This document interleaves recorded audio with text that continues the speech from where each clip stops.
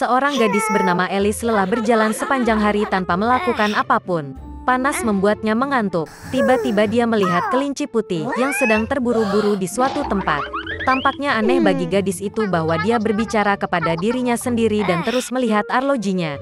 Terbakar dengan rasa ingin tahu, Alice bergegas mengejar kelinci itu, dan tanpa ragu-ragu melompat setelah dia ke dalam lubang. Di dalamnya ada sumur yang dalam, dindingnya dilapisi rak buku. Alice jatuh sangat lambat dan berhasil melihat semuanya dengan benar.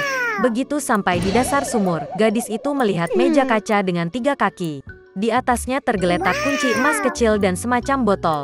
Alice mencoba membuka pintu dengan kuncinya, tetapi ternyata pintu itu terlalu kecil.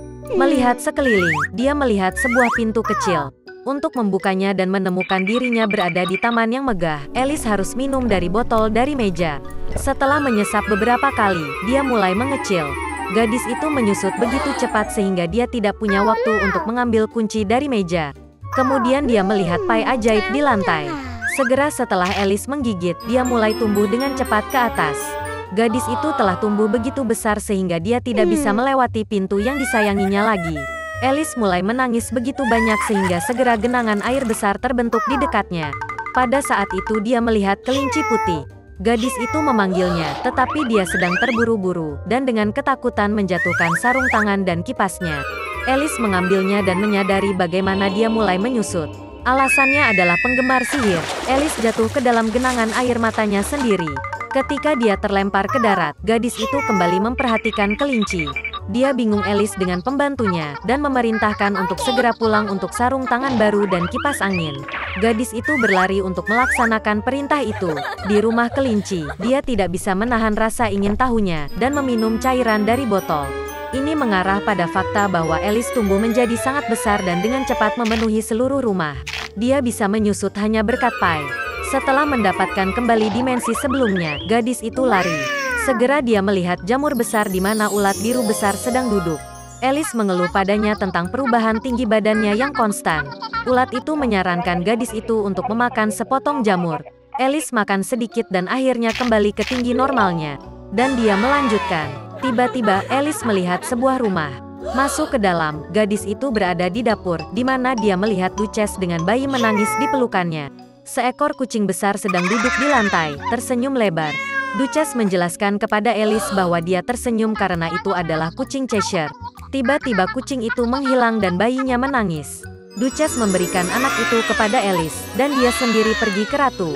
Gadis itu terkejut saat mengetahui bahwa dia tidak menggendong seorang anak, tetapi seekor babi kecil yang nyata. Ketika kucing itu muncul kembali, dia menyarankan Alice untuk menemukan Marechare. Dan kemudian dia menghilang, dan hanya senyumnya yang tersisa di udara. Gadis itu berangkat. Segera dia melihat rumah Marechare. Alice datang tepat pada saat dimulainya pesta teh. Mejanya besar sekali, tapi hanya si Marechare, Mad Hatter, dan Sonya si tikus yang duduk di sana. Mereka tidak mengizinkan siapapun duduk di meja, dan mengatakan bahwa tidak ada ruang. Alice mengetahui bahwa mereka dipaksa untuk minum teh tanpa henti sebagai hukuman karena membunuh waktu. Si kelinci dan si Hatter mengejek gadis itu dengan segala cara yang mungkin dan mengejeknya. Tidak dapat mentolerir kekasaran seperti itu, dia diam-diam bangkit dan pergi. Segera Alice menemukan dirinya di taman yang indah. Dia memperhatikan tukang kebun yang tampak seperti bermain kartu. Mereka mewarnai mawar putih menjadi merah. Gadis itu sangat terkejut dengan ini. Dia mengetahui bahwa ratu mereka menyukai mawar merah, dan hanya mawar putih yang tumbuh. Ratu mengeksekusi para pelayannya untuk pelanggaran sekecil apapun. Tukang kebun bilang dia sedang menilai pelayan yang mencuri kue sekarang. Alice sangat tertarik, dan dia pergi ke pengadilan. Di sana dia melihat Marechare dan Mad Hatter bersaksi. Ketika mereka selesai, ratu tiba-tiba memanggil Alice untuk diinterogasi. Gadis itu menjawab bahwa dia tidak tahu apa-apa, dan memerintahkan untuk melepaskan pelayan itu. Ratu marah dan memerintahkan untuk menangkap gadis itu. Pada saat itu, Alice merasa bahwa dia mulai tumbuh lagi. Gadis itu menyadari bahwa ini hanyalah kartu, dan dia tidak takut pada mereka. Dan pada saat itu juga, keajaiban itu menghilang. Alice terbangun di tempat terbuka yang sama di mana dia pertama kali melihat kelinci putih. Ada pemandangan yang familiar di sekitarnya, suara yang familiar terdengar. Jadi itu hanya mimpi, pikir Alice. Dahulu kala, di kerajaan Gurun Agrabah, hiduplah seorang pria malang Aladdin dengan monyetnya Abu. Untuk bertahan hidup, dia harus mencuri makanan dari pasar. Tetapi meskipun demikian, Aladin baik dan jujur, karena dia membagikan segala sesuatu yang dicuri kepada anak-anak yang kelaparan. Suatu hari, saat berjalan-jalan di kota, Aladin memperhatikan bagaimana seorang pedagang apel mengancam seorang gadis muda. Dia memberikan sebuah apel kepada anak itu tanpa meminta, dan sekarang dia harus membayar. Melihat penjual itu memanggil penjaga, Aladin memutuskan untuk menyelamatkan gadis itu. Dia meraih tangannya dan membantunya bersembunyi. Namun para pengawal masih berhasil menyusul para buronan. Dan ternyata gadis yang diselamatkan Aladin adalah Putri Jasmine. Para penjaga memenjarakan pria itu di penjara bawah tanah. Malam itu juga, penasihat jahat Sultan Jafar berjalan ke selnya. Dia menjanjikan kekayaan yang tak terhitung jika Aladin membantunya memberinya lampu ajaib dari gua keajaiban. Dan Aladin setuju. Jafar membawa pria dengan monyet itu ke gua, tetapi di depan pintu masuk melarangnya untuk menyentuh apapun kecuali lampu. Di dalam gua, Aladin menemukan karpet ajaib dan lampu. Tapi Abu tidak tahan dengan larangan itu dan menyentuh salah satu batu rudi. Gua itu mulai runtuh. Kemudian karpet ajaib menangkap mereka, dan terbang menuju reruntuhan kastil yang hancur. Lama sekali Aladin melihat lampu yang dibawanya dari gua keajaiban. Dia sangat berdebu.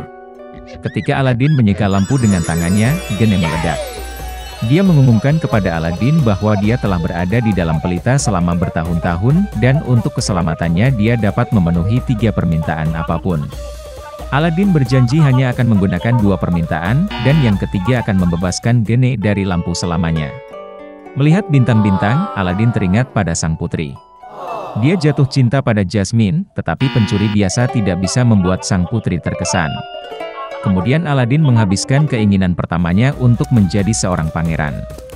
Sesampainya di istana Sultan, Aladin yang menyamar sebagai pangeran berusaha merebut hati Jasmine.